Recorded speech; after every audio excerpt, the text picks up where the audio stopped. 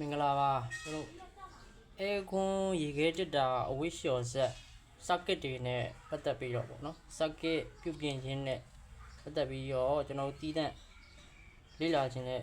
ညီကိုတွေအတွက်တော့ဒီ2လပိုင်း1ရက်နေမှာသင်တန်းလေးလုပ်ပေးဖို့ရှိပါတယ် online သင်တန်းလေးပေါ့နော်ဘာတွေစတင်ရမလဲဆိုတော့ကျွန်တော်တို့အရင်ဦးဆုံးအခြေခံပစ္စည်းတွေအကြောင်းကိုအရင်သင်ရမယ်ပေါ့diode တို့ capacitor တို့ resistor တို့ diode အကြောင်းနောက်ပြီးတော့ကျွန်တော်တို့ပြီးသွားရင်ဒီအခြေခံပစ္စည်းလေးတွေကိုအသုံးပြုပြီးတော့မှကျွန်တော်ဥပမာ relay တို့ပါတယ်ပေါ့နော်ဒါတွေကိုကျွန်တော်တို့အသုံးပြုပြီးတော့မှ circuit အသေးစားပေါ့နော် circuit လေးဒီစောက်ပုံလေးတွေကိုကျွန်တော်တို့လက်တွေ့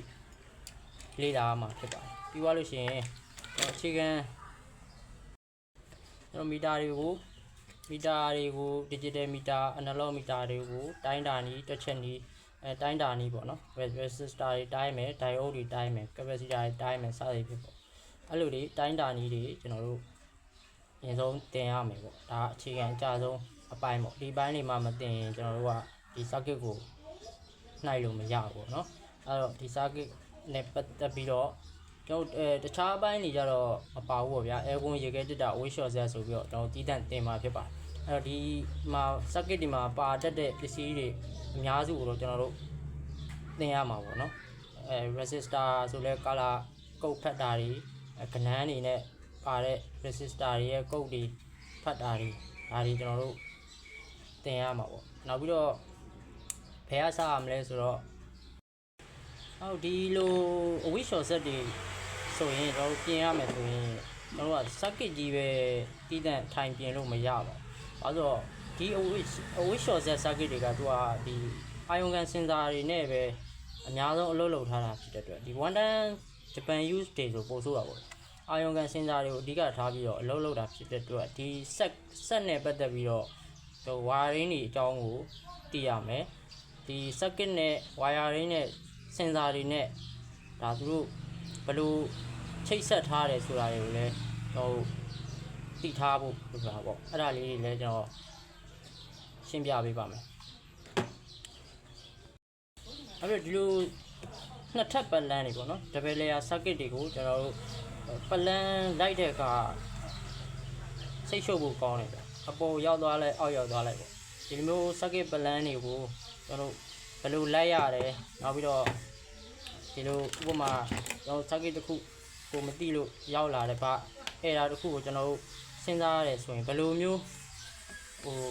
diagram တွေကိုကျွန်တော်ဘယ်လိုချဆွဲရကျွန်တော်တို့ဒီ circuit တစ်ခုပြင်ဖို့အတွက်ကိုဒီတစ်ခုလုံးကြီးကိုကျွန်တော် diagram ချဆွဲစရာမလိုဘူးဗျ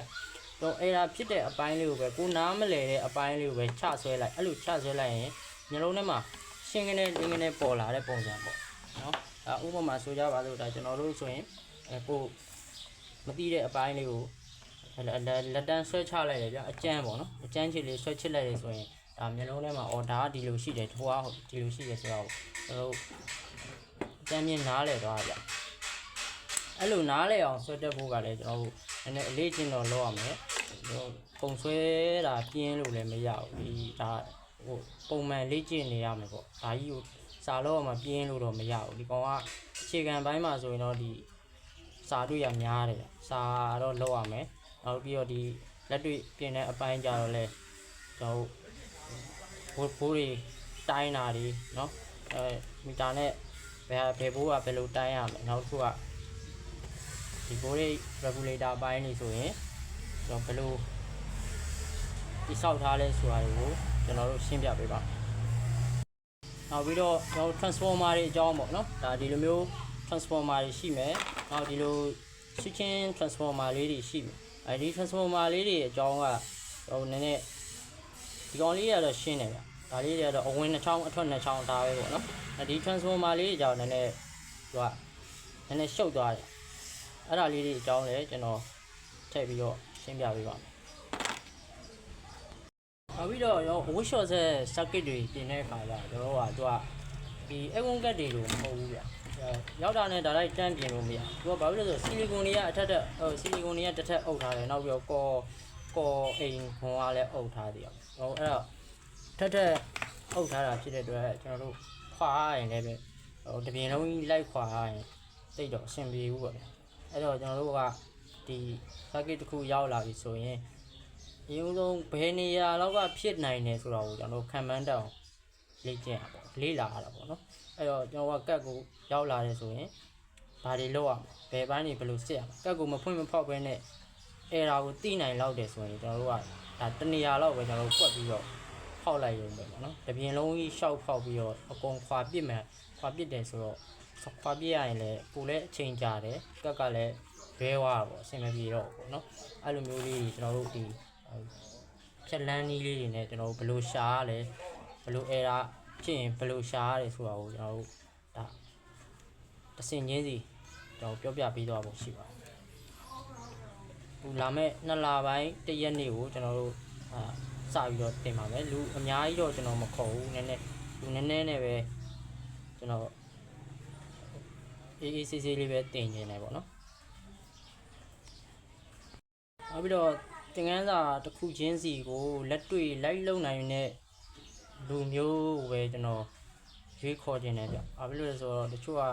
ဟိုဗီဒီယိုပဲကြည့်ချင်တာ